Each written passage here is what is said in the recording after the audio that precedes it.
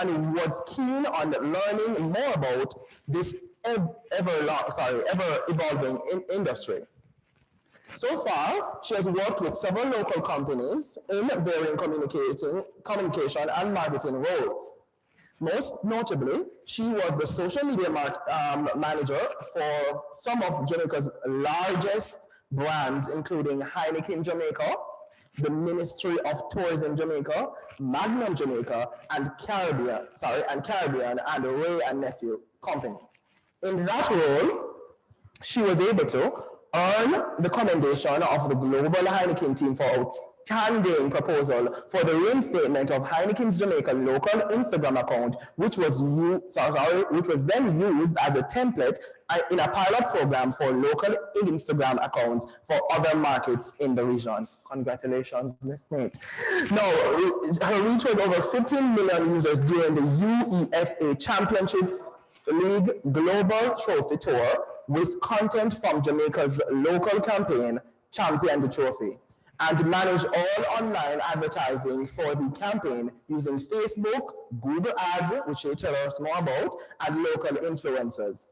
Develop and manage the execution of the underground social media campaigns and coverage from the Magnum Explosion pre-show events and stage show in Trinidad and Tobago and Guyana, thus increasing the social media reach and engagement by 75% and 82% respectively for newly created accounts at Magnum Tonic YNTT on Facebook and Instagram over the campaign period. She also developed and executed the social media plan for the United Nations Tourism Organization, Government of Jamaica, World Bank Group, and Inter-American Development Bank Global Conference on Jobs and Inclusive Growth, which achieved over 450,000 in reach and 220,000 engagements for the official hashtag Global Tourism Conference, JA, and supervised the development of the events microsite, globaltourismconferenceja.com. Now, she is a digital marketing consultant and continues to use her expertise to craft and implement digital marketing strategies for clients that achieve their business goals. When she is not at work, she is volunteering as a member of the Rotary Club on Trafalgar, New Heights, or giving back to her community and former high school through mentoring and hosting career talks at St. Mary High School. Her Career Talk series encourage students to explore non-traditional job opportunities and the use of life skills that fall outside of their school curriculum. Ladies and gentlemen, I give to you Miss Nicole Smith. Miss Renee Smith. Why am I saying Miss Renee Smith? I was thrown off by the fact that she's a proud St. Mary High School graduate. Here. Nice to meet you. Thank you so much for having me. I am delighted to be here. Yeah. So let's get into it. Let's get right into it. I'm going to pose you the same questions, the 3 M's: marketing, monetizing, and managing. Managing on the digital platforms that we have, managing in this digital era. How do we progress into this digital era now that it's new to us? Technology is new to some people. How do we get there? How do we as creatives create those platforms for ourselves? Good question. You know, we've all experienced it. Here we are in the middle of COVID and everyone has been forced to level up. You know, we've gone digital. We had no choice. Suddenly, you know, IT plans that we never knew existed if we're small companies or small artists, you know, we've just had to accelerate everything. So what that means for creatives is just that we've had to change along the way. And I'm going to speak about it from a couple of perspectives. I had the good fortune of teaching this class, tourism management, Caribbean tourism management, a couple of weeks ago. So we went through 3 classes here at Edna Manley virtually, of course, you know, with this cohort. So we spoke a lot about what creatives and artists can do within this time. Yes. A good example, so sorry, I can't put it up on screen at the moment, is Reina Noriega. She's an artist, check her out on Instagram. But she's a beautiful example of how artists can thrive within this space right now. There's even an older artist as well, I forget his name, but he's out of France, that had a website, and he was just doing so well on Instagram and Pinterest, right? But back to Reina. What Reina does so well is she does these beautiful illustrations that's all her own, and coming out of her art, she's doing these illustrations around different topics, social topics, etc. And she curated them beautifully into this blog, because she also writes, no, not a blog, sorry, a book. She also writes in Bloom. It's absolutely beautiful, right? And then she translated that as well into prints. So here's the one piece of art going across the book, prints that she sells on her website, and then she sells through an affiliate for larger prints. And then she's also doing the social media posts with the same artwork. So you can actually download wallpapers from her just through her stories, and it's on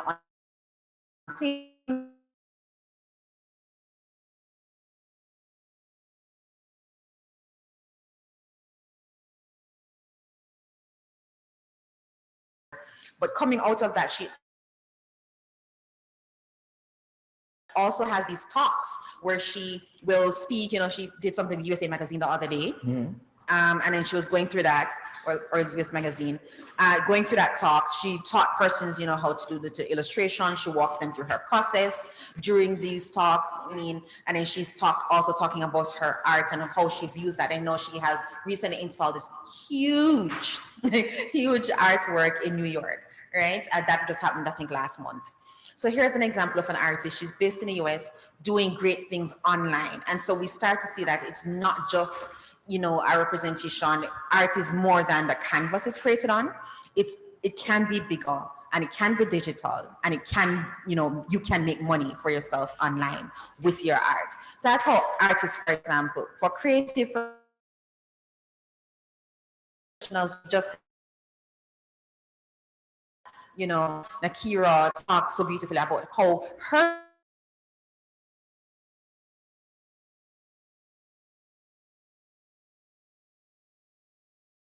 that could have gone out.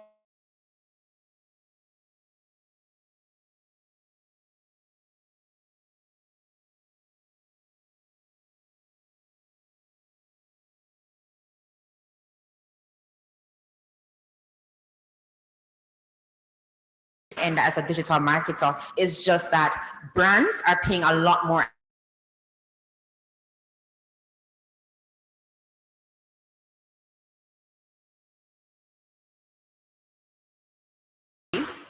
budgets were slashed.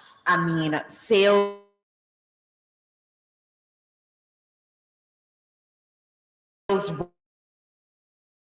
were down in different areas across different consumer categories.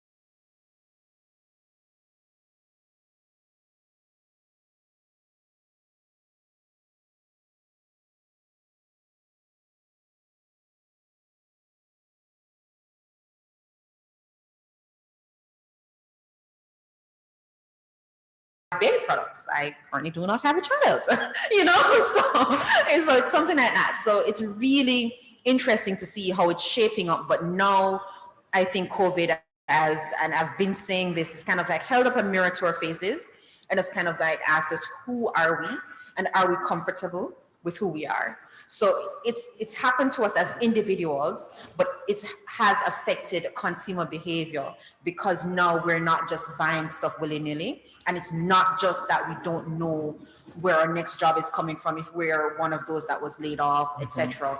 But it's because we've become more conscious as people and realized that we were taking a lot of it for granted, and now we have to really be conscious and mindful of our spaces or families.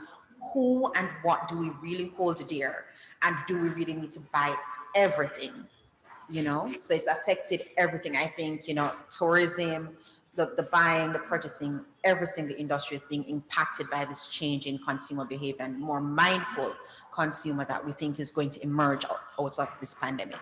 Great. And what are some of the innovations inside of marketing that you have seen? What are some of the new trends? How is that targeting the audience that we have there? Well, definitely more personalization, as I said, around different products. So you find that this year for Christmas, and maybe we can all relate, the gifts that we're giving is not just something that's mass produced. We're probably more inclined to give someone a more thoughtful gift just because we want them to feel more connected to us, even if we can't be there with them physically because we're distancing. So personalization on that level, and personalization also from the brand, in terms of personalizing the content and the product for them. Also, we're seeing a lot more, I refer to paid advertising, that's going to take off even more, especially within the Caribbean here. Previously, we've seen a lot of social media advertising, and you realize we have a lot of social media managers. But now that we've been forced to go digital, you realize that digital marketing, the all-encompassing industry, social media is just a subset. So now we have to definitely sell online, drive conversions, whether that's somebody needs to sign up for a newsletter, buy something, etc. It now needs to move the needle for the company, and the brand. So now we're seeing that starting to really take off. Additionally, we're seeing where persons are moving towards automation again with the chatbots. A lot of the customer service, has moved online, and so we're seeing that really taking off. I think also we are starting to see more of, how businesses are kind of streamlining their processes. So right now we're getting a lot of lines of businesses kind of coming into place. So UCA was an example. You saw LinkedIn Learning, they're also doing their resume building. You realize that they don't have to necessarily always go to the client.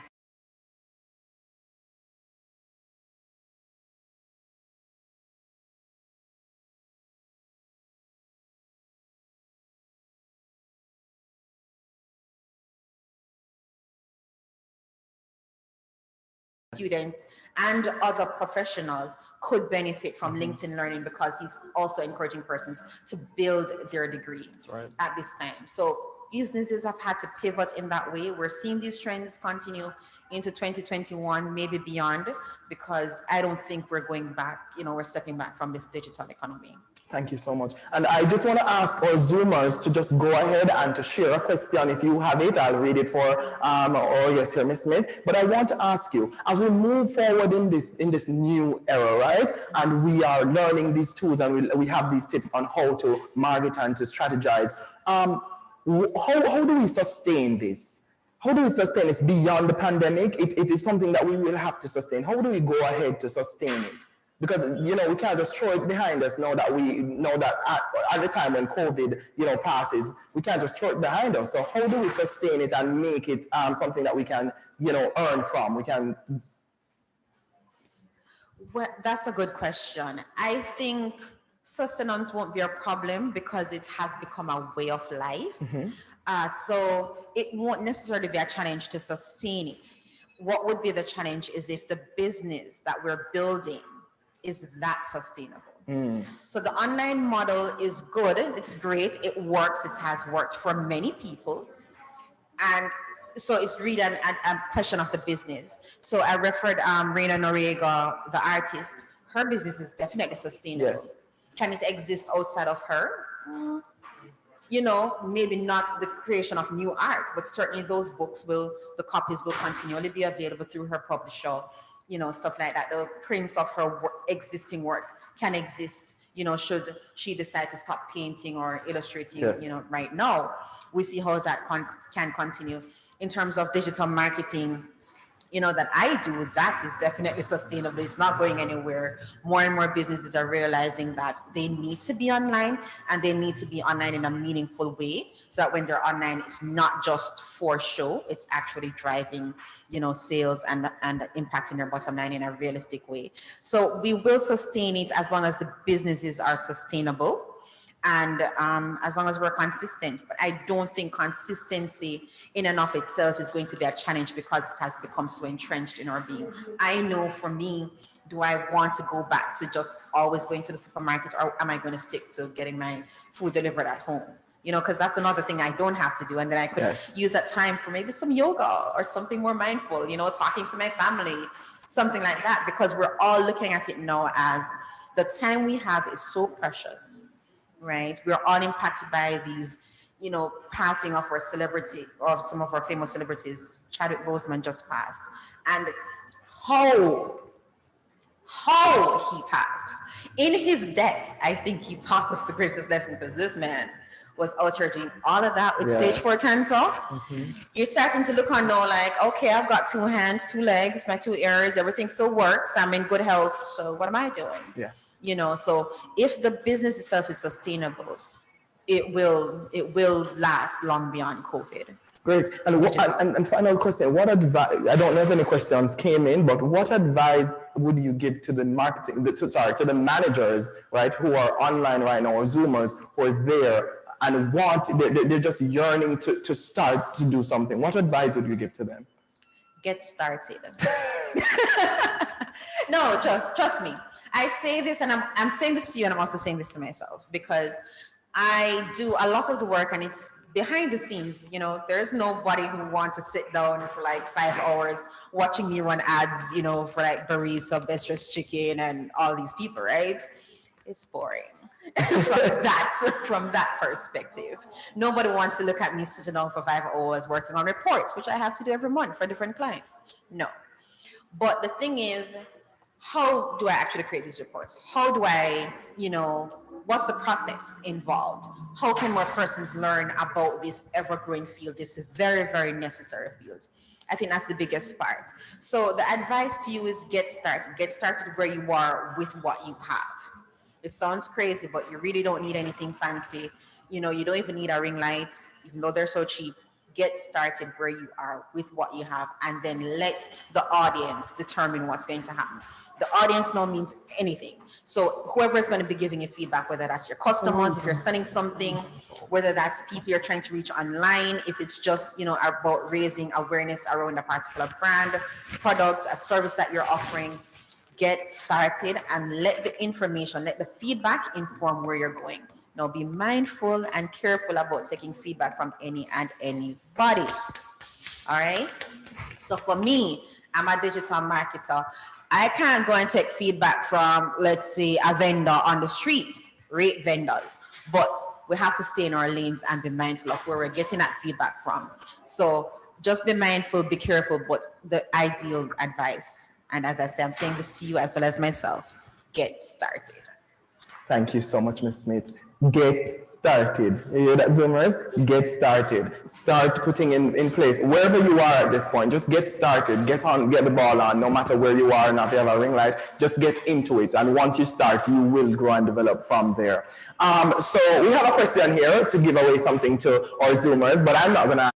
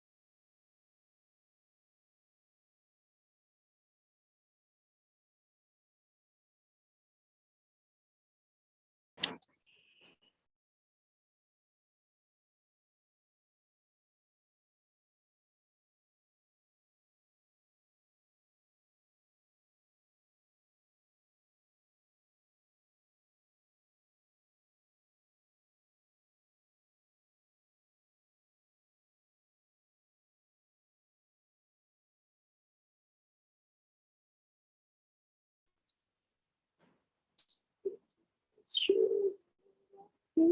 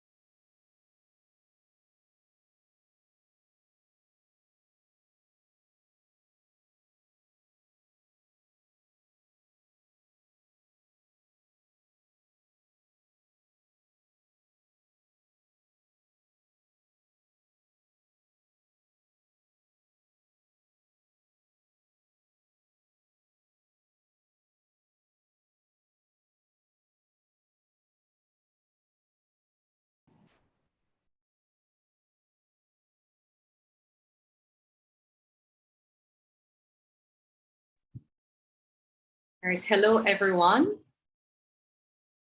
Good afternoon, and thank you for joining us for part one of our web series, Theatrical Stage in a Digital Age. I am Kerry Chen, and my co-host, Kimberly Campbell, is also here with us. Hi, good afternoon, everyone. Thanks for joining us. I'm Kimberly Campbell, like Kerry said, and thanks for joining us. We have a bunch of stuff that we're going to be talking about today. But first, we have some housekeeping. So let's start with that. All right. Joining us will be Miss Renee Kitson from the School of Arts Management and a director at One Creative Yard at the Edna Manley College of the Visual and Performing Arts. Miss Kitson will join us and contextualize our event and give us some background on the organizations that are responsible for bringing you part one of our webinar this evening. Welcome, Miss Kitson. Please join us.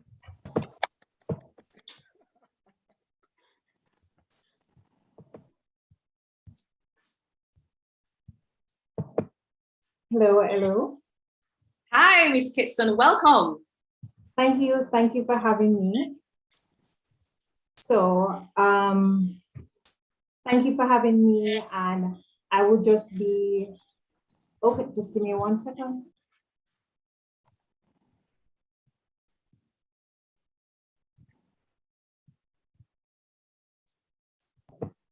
Thank you for having me. Welcome to everyone. Thank you for being here. Welcome to our first webinar series of the One Creative Yard. And I will just open by just giving you an understanding of who we are. So One Creative Yard is a student-run, faculty-supervised arts management company. It is owned by SAM, which is the School of Arts Management and Humanities from the Edna Manley College School of Visual and Performing Arts. And it's operated by students enrolled in the Arts Management degree program. So One Creative Yard exists to provide arts management majors with practical experience. Thus, it enables them to develop their skills while they're actually in this space, while they're being educated. So the aim is to ensure that students have the capacity to search, plan, analyze, execute strategies as they effectively operate as project managers or arts managers. So today, as we launch our first webinar series of our 4-part webinar series, it is to promote Meet the Managers. Well, yeah. Meet the Managers theme is digital mainstreaming, which will be hosted on November 26th of this year. So you might be wondering what Meet the Managers is.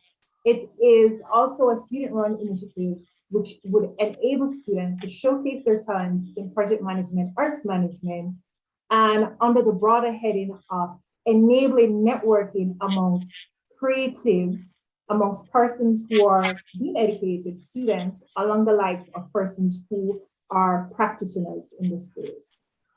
So let's get back on track as we talk a bit more about the four-part webinar, where it is that we'll be looking at digital mainstreaming, which is the theme of Meet the Managers this year. So this week, we'll be looking at digital mainstreaming in theater. And then next week, we'll be looking at digital mainstreaming in music. And then on the 18th of November, it will be in dance. And November the 25th, it will be on visual arts. So join us here on YouTube every week, same time on a Thursday, to just hear a bit more about how it is that you can connect your craft to the digital atmosphere. So look out for more on our social media platforms, whether it may be through YouTube, Instagram, Facebook. I just want to tell you again, welcome, and continue to support us through our endeavors as One Creative Yard. Thank you. Thank you, Ms. Kitson. So I have the pleasure of introducing Ifidel Williams. Funny enough, a lot of people don't know that Ifidel was my co-worker. So I do have a lot of experience working with Ifidel. So Ifidel is a performer, social and behavior change consultant, performing artist, edutainment coordinator, and also the project manager at the Ashe company. So today, iFidel is here to tell us about the work that they're doing at Ashe, how are they pivoting, and also taking advantage of the opportunities that COVID has caused, and just to give us some more information as it relates to strategies they've used to take advantage of some of these opportunities, and also how they overcome some of the challenges that they face. So thank you for having being a part of the seminar, iFidel. And now I'm going to be turning over to my co-host, Kerry, to introduce our next guest, Mr. Glenn Titus Campbell. Thank you, Kimberly. I wanted to do a sort of guess who's coming to join us. But you just gave me away, Kimberly. And not that our beautifully designed post, I didn't do that already. And infamous guest has turned his camera on, so no, I can't do that anymore. But what I will say is that for those who don't know him, he is a well-known actor and comedian who has been gracing the local stage ever since he was in high school. And among his notable achievements is the Order of Distinction received from the government of Jamaica in 2019. And interestingly, he is the only actor to have been nominated for the Actor Boy Award every year since the beginning of his career. I think that is really notable, and he should definitely get big ups for that. I'm speaking of none other than the Glenn Titus Campbell. Welcome, sir. Thank you for joining us. Thank you. Thank you so much, Kerry, for that warm introduction. I don't know about every year, but quite a few of them. I would count the years. Not years. Well, as Kimberly said, and as Ms. Kitson has contextualized, we're here on behalf of the Edna Manley College of the Visual and Performing Arts, the School of Arts Management, for part one of our 4-part series, really looking at digital mainstreaming, which is really about how it is that folks have had to take their creative practice from a physical space to a digital one. And we want to get a sense of what it is that you both have been doing, and what does the contemporary Jamaican theatrical scene look like with it being online? What are the opportunities? What are the challenges? What's been happening? Okay, well, I'd like to give way to Mr. Williams, iFidel, sir, because I think Ashe and especially one of their latest projects, Chill Spot, would be a good story to start with. And so iFidel, if you could just give an outline in terms of how that was starting and the response to it, which I know I've been enjoying it, and I know the response has been great. Sure. Thanks, Glenn. Good afternoon, everybody. Thanks for having me. Thanks for having us. Thanks for having Ashe here this afternoon. It is my pleasure to share with you what we've been up to. So everybody would know Ashe is a this year 28-year-old non-governmental, what I would call a social development enterprise, which there's a delicate balance between the arts, the social development side of things. And so we pull all our work together, and our focus, our audience is primarily young people. What that means is that to work with young people, you have to be actively engaging them. So you have to be out there in the field with them. You have to be out there talking to them. You have to be out there interacting with them. But here comes COVID on the onset of 2020, when we had big plans, we had big interventions to go out in the communities, to tour Jamaica with a production that we just created, and work with young people and talk to young people. So Ashe, we had to pivot. Now, a lot of organizations started to use the word pivot during COVID, but I really think we had to pivot because we had to now take all of what we do into the online space. Now, when you look in the online space and you know that there are at least 2 billion people who are occupying the YouTube space with at least 5+ billion videos being uploaded at any given time, have to assess, where do we fall in the grand scheme of things? How do we show up in this space and people can appreciate it? So like Glenn said earlier, we decided we have a product called Chill. Now, Chill is a series that looks at just millennials, young people navigating their way through sex, relationship, HIV, and all of the other social issues. Now, what Ashe has been good at, or niches in what we call edutainment, using the arts to educate on the social issues. So we didn't switch gears when COVID came and decided to go do something else, or do like what Glenn does, because Glenn does what Glenn does very well, and Ashe does what Ashe does very well. So what we did was we took those very same messages and we look at the models that were out there. So you have something called MTV Sugar that we primarily modeled to create the Chill series. So Michael Colgate, writer-hand director for Chill, and Conroy Wilson, the conceptualizer, when they came together and they said, okay, so this is where we can take things now. We have to take almost the HFLE, the education, the entertainment, all of it online. That was when we decided to do Chilling that way. And mind you, we did approach the local media houses, but of course, you know, the money talk and everything else walk in these cases, and they are going to charge you. And we said, since when you look at what was happening during COVID, a lot of what emerged was influencers, social media influencers. So you had the Meet the Mitchells and you had the Virgos, and all of these were emerging at that time, and they were owning the YouTube platform. So on the local scale, they were dominating, but also when you looked at the views, you realize that they were reaching audiences that they were never reaching before and that would have never seen them. The same happened for Ashe when we did Chill. When we looked at the analytics and when we reviewed the analytics for Chill, we were reaching people in South Africa, we were reaching people in China. We had a large diaspora, of course, in Florida and in New York, but then we saw where other people were catching on to what Ashe is doing. Without going online, without COVID, bless COVID, and without taking Chill online, we would have probably never gone into some of those spaces that the World Wide Web, that YouTube has allowed us to reach with Chill. So that's, for now, this is how we've decided to pivot. Of course, there are more things, and of course, there's season 2 of Chill that will come. But what it taught us is that we always have to be cutting edge. We always have to be innovative in all of our strategies. So if we had sat down and said, oh Lord, we can't go perform no more, no stage, no the theater lockdown, all of this wonderful thing. Even up till last week, somebody asked me, when do we resume theater? When can we come back to I don't know. We don't know. Mind you, I think we're almost done with COVID because, after the last surge, what else can happen? But people are still very, careful about how their interaction and how they're going out. So at least for now, we found that this is a space that we can occupy as creatives. We can take over as creatives and we can take our work there. And guess what? You can get paid, because until we did our Chill series, I never knew that you can monetize YouTube. Personally, I didn't know that. They make money from YouTube. The more content you have, the more subscribers you have. And as you go along, you live and you learn and you learn and you understand the space a little bit more. All right, just to, and thanks for sharing, Fidel, but just to go back before COVID, what were some of your challenges as it relates to transitioning into operating mainly in a digital space? Because before COVID, everybody can go to theater, you have your own event, you have all of these stuff where people are going out. But what were some of the challenges that Ashe was facing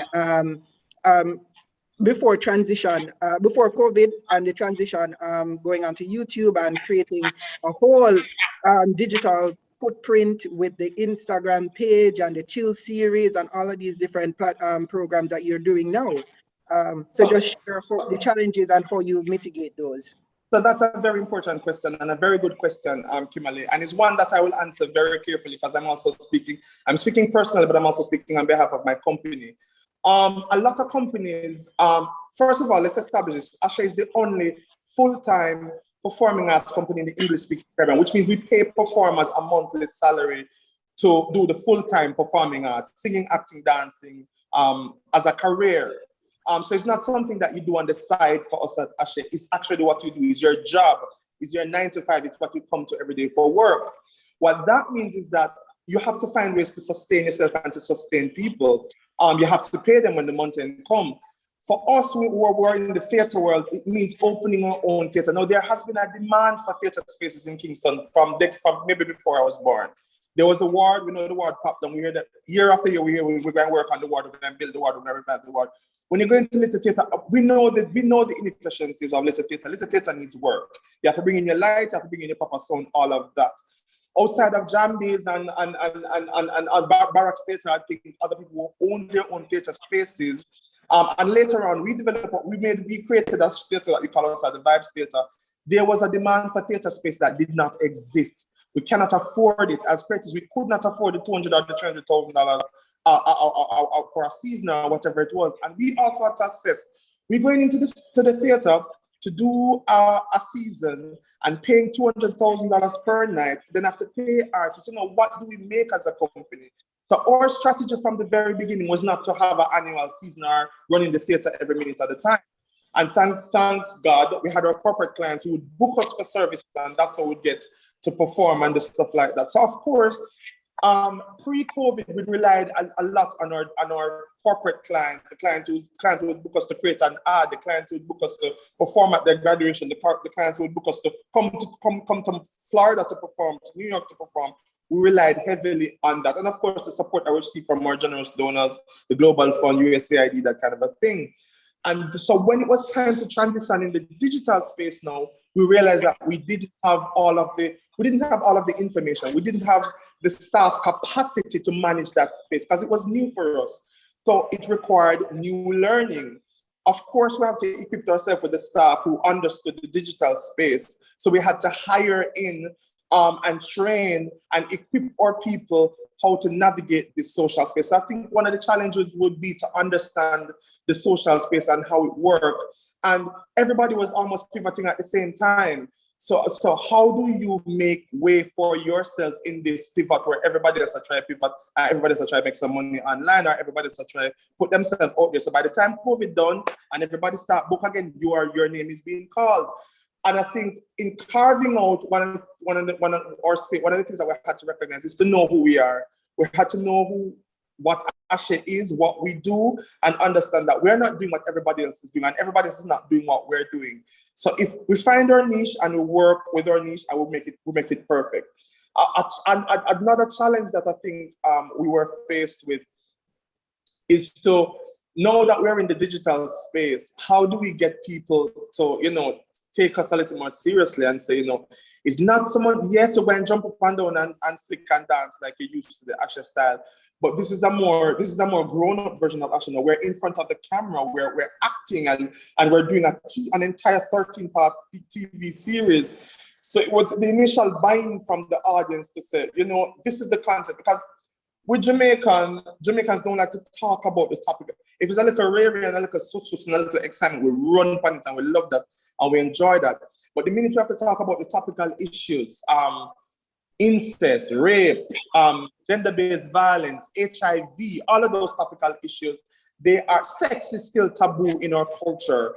If you're talking about it in a particular way, so people are still kind of apprehensive about listening to you and talking to you. So one of the things that we had to do was we had to find creative ways of injecting the message in the content that we were creating, but still make the people who fund us and support us, paying us for the message that we have to carry.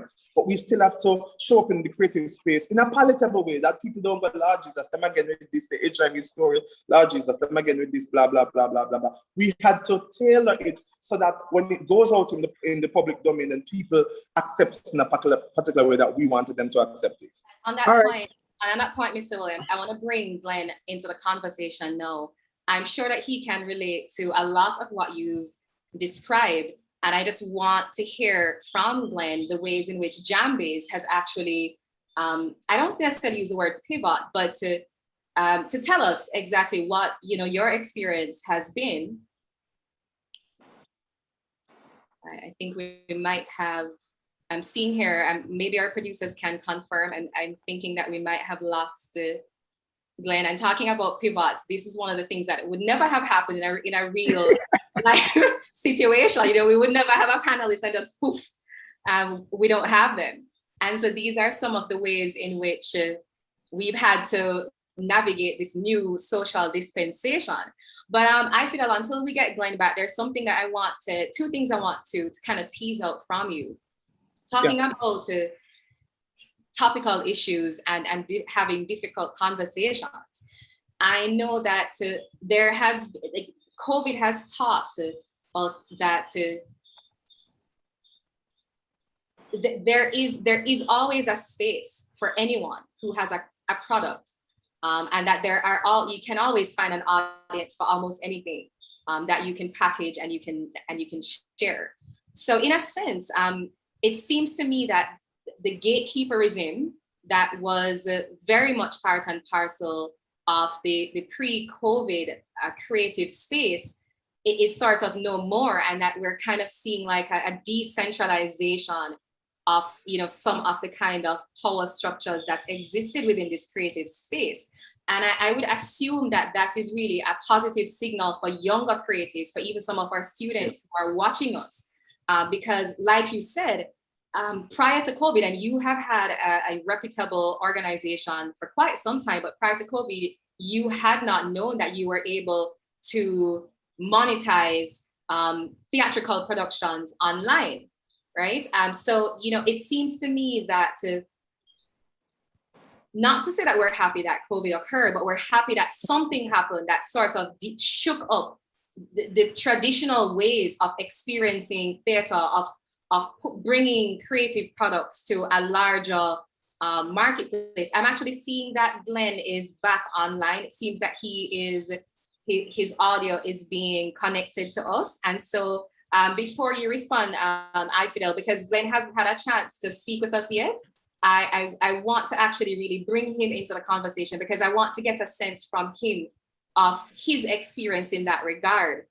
So I'm seeing that Glenn is online, but I'm not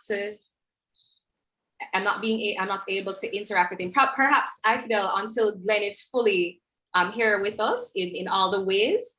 Glenn, are you here? If you're here, could you just let us know, please? Your mic is mute, Glenn. Hello? Oh, yes, we're hearing you. Welcome back. You see, we were saying that we wouldn't have had to have worried about the rapture taking you away had you been with us physically, you know? I was saying in your absence, as you know, we have having some difficult conversations, that it seems to me that having had to navigate this new social situation, we've now recognized that the old gatekeepers of creative spaces are no longer in control of what gets distributed to audience as theater.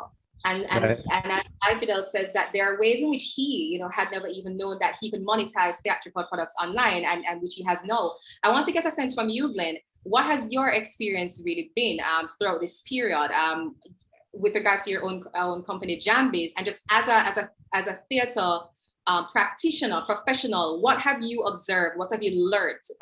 What's come of this? All right. So first of all, thanks for the invitation to this platform.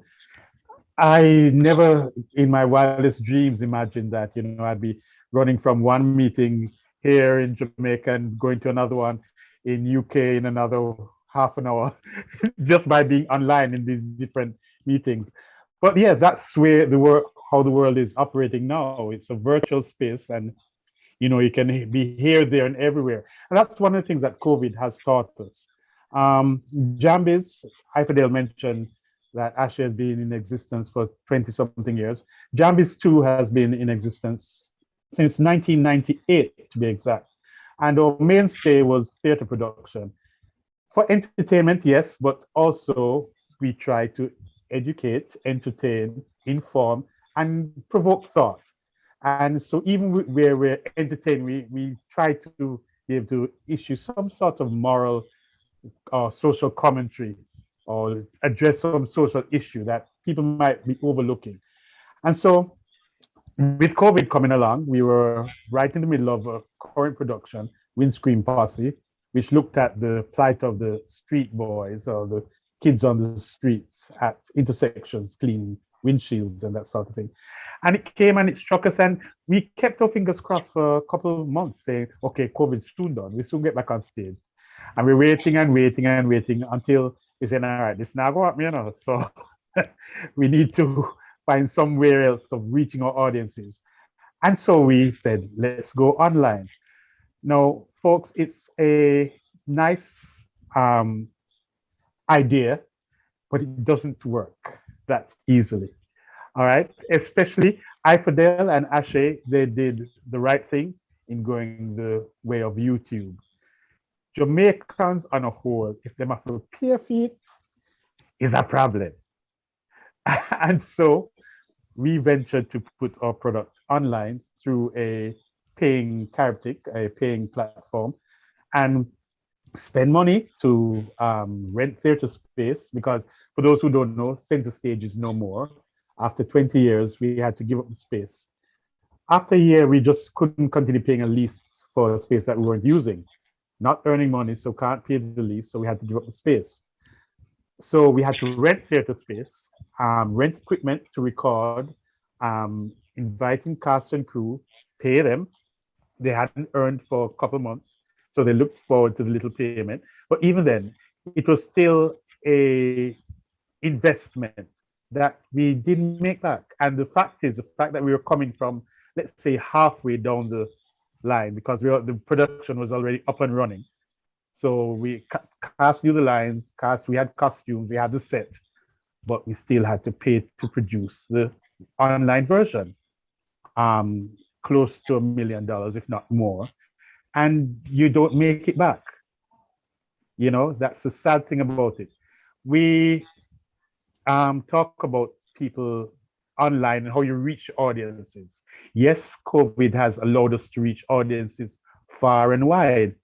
Audiences calling us from Dubai, from Japan, all over the world, saying, we see your thing, we're so interested. But if you get 400,000 likes and probably 200,000 shares, less than 1,000 people ended up buying tickets. All right. So in terms of online, the thing is, you have to know how to reach. It's not reaching the audience, because we reach them. As I said, over 400,000 likes and shares. But it's how to convince them to purchase. So we haven't given up entirely. We will be looking at other projects, maybe looking at ways we can do it in a cheaper format. I don't know. Maybe invest in some equipment so we don't have that outlay to rent equipment each time. Finding a space where we can do it or record stuff, or do some local stuff where we shoot something in someone's living room or shoot something outdoors. So you don't have to invest in renting space or renting a location. So these are some of the things we have to look at. But the way forward, we have to continue to try and reach our audiences, but it's not easy. It's interesting, Glenn, I'm happy that you went that direction as it relates to reaching your audience.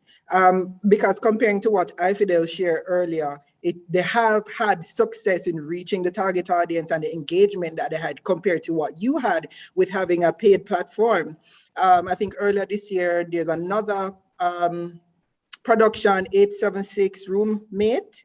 Right. And they went and they did the same, a similar model like you, where they post the production on a paid platform where people have to reach out and pay for it. What were some of the lessons learned from that experience that you can share with content creators who are looking to find ways into monetizing their creations? And iFidel, I would want to hear after Glenn speaks, what are some of your lessons learned that you can give young creators who want to use a free platform to reach audience? I know that you do a lot of work with your social media, very active. How did that play a role in you reaching the target audience and having the type of success that you had? So Glenn, you can answer as it relates to lessons learned. All right, so lessons learned from a paid platform is that, like we do for a regular play, you have to have your target audiences. You have to, if it means going out and going to people and saying, buy a ticket, or have outlets where you say, purchase tickets, because that's one of the things too. We found that for Jamaicans, first of all, most people, well, not most, to use these paid platforms, you have to have a credit card, right? And so that already is one hindrance. Not all Jamaicans have credit cards. So the thing is that we have to find a way now where, whether we're going to team up with a paymaster or somewhere where people can go, or have a ticket outlet where you can go and buy a code or buy a ticket, so to speak, which gives you access to getting onto this paid platform. That is one of the things. And also it's to follow up. You need to have a system in place where you can follow up with people. If people show an interest and say, oh, I like your flyer, when is your show going on?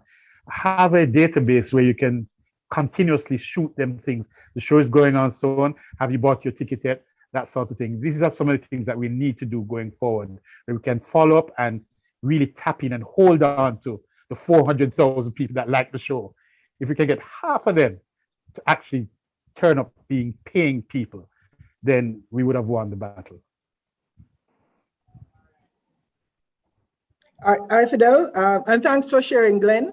Hi, Fidel, can you share any lessons learned and how you measure success as it relates to how you're operating with Chill? And I see your new logo. Can you tell us some more about that as well?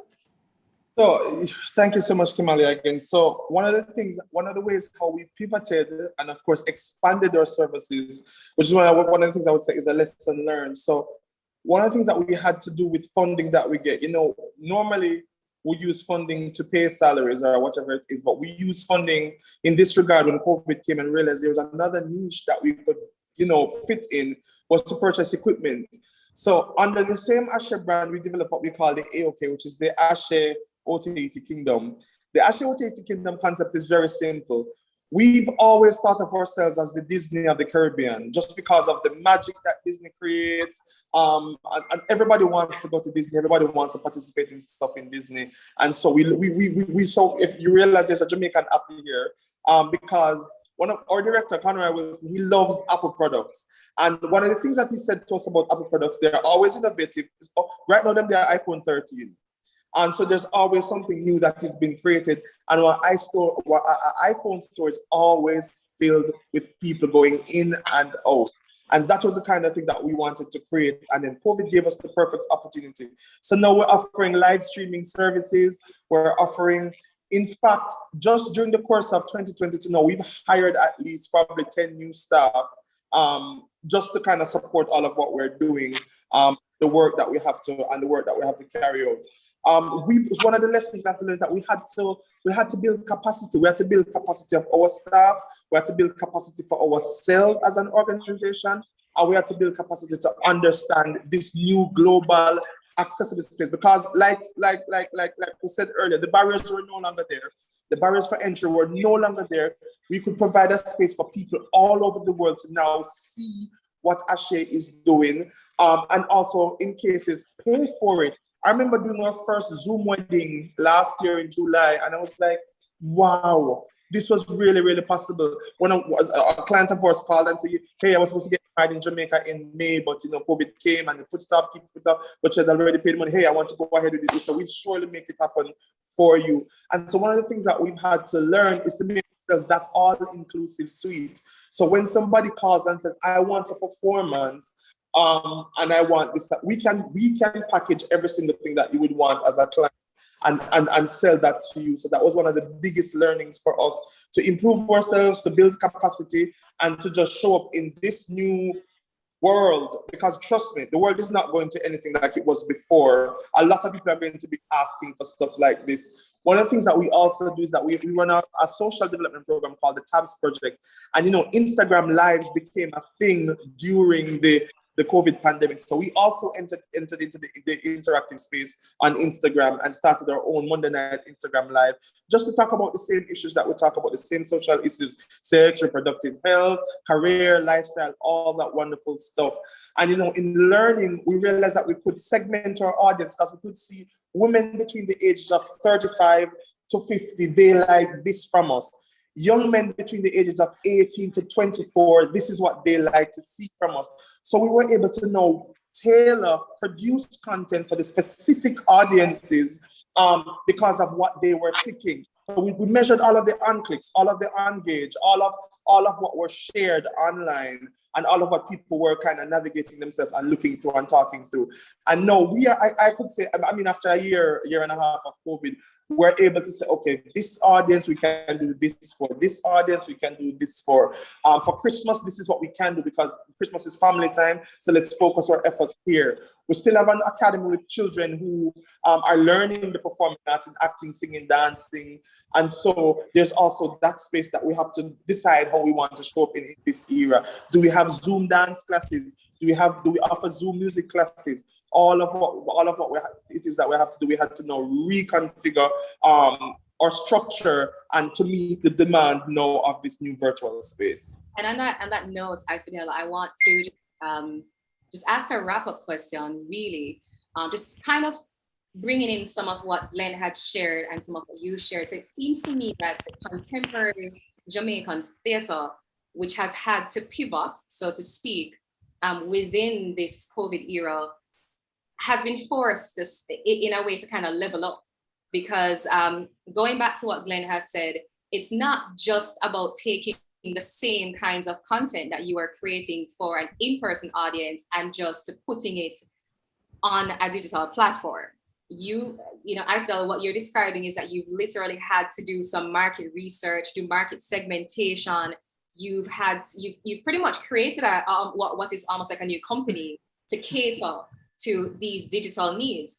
And the question I have for you is, if there are theater arts students who are watching us live now, who are thinking, okay, so there are less barriers to entry, there are no gatekeepers, there are no theaters that are going to tell them, no, we can't give you this space, you don't have the money, but they have an iPhone 13 or a Samsung S21 that has great quality and they can record themselves in a space and put it online. What would you say to them? Glenn, would you encourage them to go forward and to create a company and to create content and put it online and build audiences? Or is there something that they need to be doing before? Are there other things that they need to bear in mind before? Well, yes, I would definitely encourage anyone who has that interest, that desire. But I would also like to give them a little advice that you should also try to develop craft first and foremost. As you said, it's now an open playing field with any and everybody out there. And the ones that aren't up to mark will fall by the wayside very quickly and you won't get the support. So it's all good and well when the platform is there and you say, okay, I'm going to go on YouTube and put on a comedy sketch or whatever. Fine. But make sure that your material is good. Make sure that your characterization is good. The basic fundamentals of performing still remain, regardless of what platform you are on. So make sure that you fine tune all of those things and then go for it. Thank you, Glenn. And Ifidel, I want to ask you a very specific question because I think that you talk about building capacity. So you've clearly retooled to meet the demands of this specific time that we are in.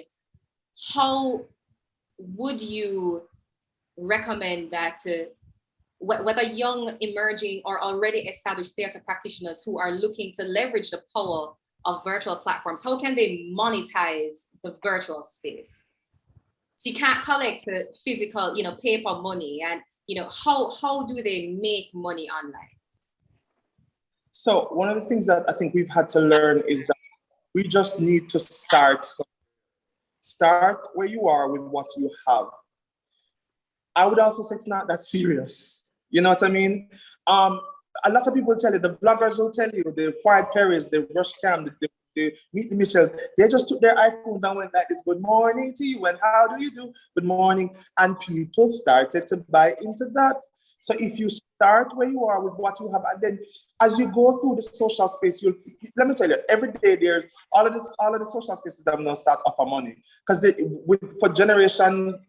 this generation, no, there's also TikTok, and TikTok allows them to go live. TikTok allows them to monetize their platform after you've reached a certain billion. So it's not just YouTube that's allowing for creators to make money, or young people who just have them iPhone or them Samsung phone. YouTube is not the only space that they can monetize or capitalize on their craft. I saw something on TikTok the other day where somebody was just going about their day. Oh, this morning I woke up and I just felt like I should go to the beach, and that's all she filmed and racked up millions of views. So it's not as technical and as serious as we really think it is.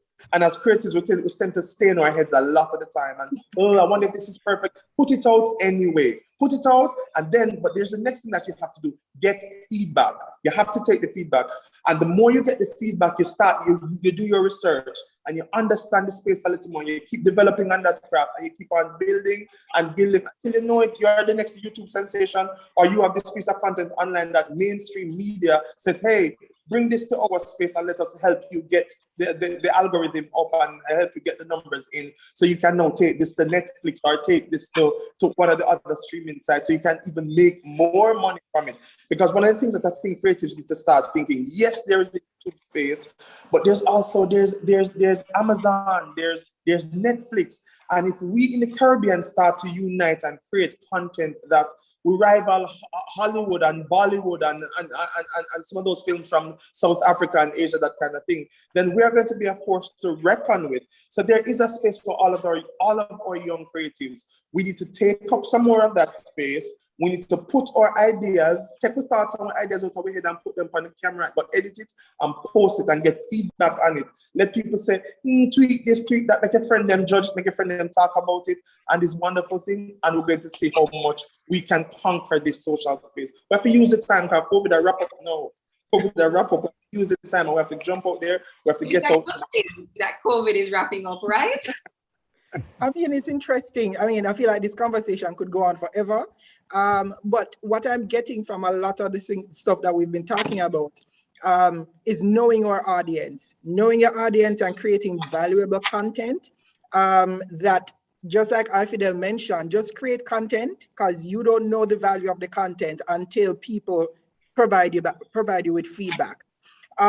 Just some takeaways, because we're drawing to an end of the discussion. Carol Hamilton from our Facebook mentioned something that we definitely, or something that COVID taught us, is that we need a robust platform. Example, Wi-Fi issues. Sometimes you have some technical issues. Yep. We need to ensure that the support system or the system that we have, especially when we're operating in a digital space, is of the best quality. And if you don't have the best quality, ensure it's as close as to the best quality as possible. Start from somewhere, like Ifidel said, and something that Glenn said, and I was like, Glenn, say it again for me now, please. Please remember your craft. Remember your craft. Yes, you're probably just an intuitive artist, but at the end of the day, if you take it for a joke, the result is going to show. You know, your profit is going to look like a joke if you think it's just a joke. So take your work serious, engage your audience, build a social media presence, because if you only just post it on the YouTube or this whatever digital platform or video platform, if it is that you don't have a presence interacting with your audience, you're not going to reach the type of audience that you want to reach, or grow the type of audience that you want to grow. So again, thanks to everybody who came out. We do have 3 more sessions happening, one next week, and up until the 26th of this November, we have Meet the Managers. So stay tuned. Kerry, do you have anything else to add? And just before we close, I would want Glenn and Ifidel, 2 sentences. Final word. I think yes. you did a really great job, Kimberly, really capturing a lot of the important takeaways.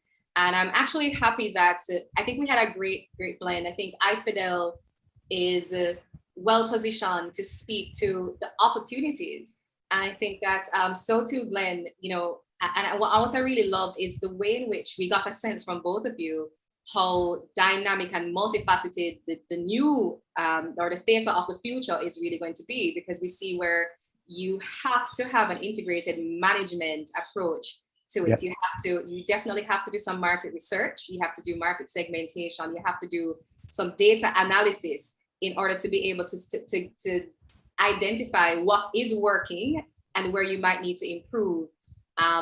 Ifidel mentioned the various platforms. So there really are no barriers to entry. But again, Glenn did caution, that you have to be very careful with the level of professionalism that you want to enter with, because there are times that, and I think what happens is that with social media, it can make or break you. Cancel culture is real. And so a word of caution to our creatives or young creatives is really to take yourself seriously. I think, Kimberly, that's really what you were getting at, that the door is open, but you still have to take yourself seriously.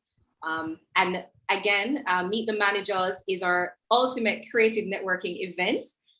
This webinar is a feature, a precursor to Meet the Managers, which will take place on the 26th of November.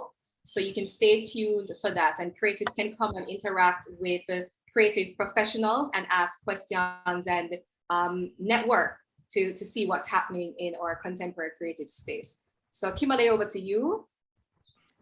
Yes, so just from Glenn and from iFidel, closing thoughts for our creatives and persons listening in on YouTube. And just let me say thank you to our YouTube viewers, and thanks to One Creative Yard for putting on this event. So now over to Glenn, and then we're on to iFidel. All right, I'd just like to again say thank you for this invitation. And to all your viewers, I'd just like to tell everyone out there, all the potential practitioners, people who are just interested in social media, that sort of thing. The important thing, the world is a stage. And the important thing is that you must be yourself, but be your best self. If you're going out there, just do the best you can. Don't go out there wishy-washy, half-heartedly. Go in it. Be yourself, but be your best self. That's my word of advice. iFidel? I actually want to echo everything that Glenn just said, but also to add to it that there is a space for every single person who is a creative. And now is the time. We have to own that space. We have to take responsibility for our craft. Now is the time to take responsibility for our craft. We have to take our craft a little more seriously, and we have to show up in that space empowered. We have to show up in that space in a powerful way, because if we're going to own space, we can't joke. We can't take it for a joke. We have to really, and kind of what Kimberly said earlier, we have to really know what we have said to people when we go out there. How are we showing up? So no longer we can drag on a flip flop and just go out on a stage, or we put on a nice shirt and we put on makeup, go in front of them camera and go talk to a client on a Zoom thing. We have to put ourselves together. Go buy a ring light. You can't see in this thing, and you're not preparing, because like I said before, the world has changed. The world has changed. And there is no guarantee that anything is going back to normal.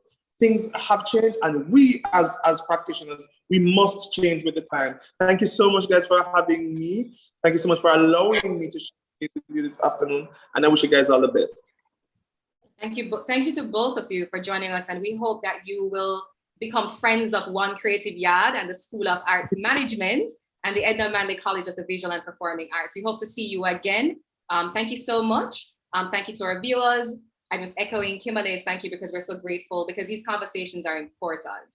And again, join us each Thursday as we discuss digital mainstreaming within the arts. Thank you so much. Thank you. Thank you. All the best.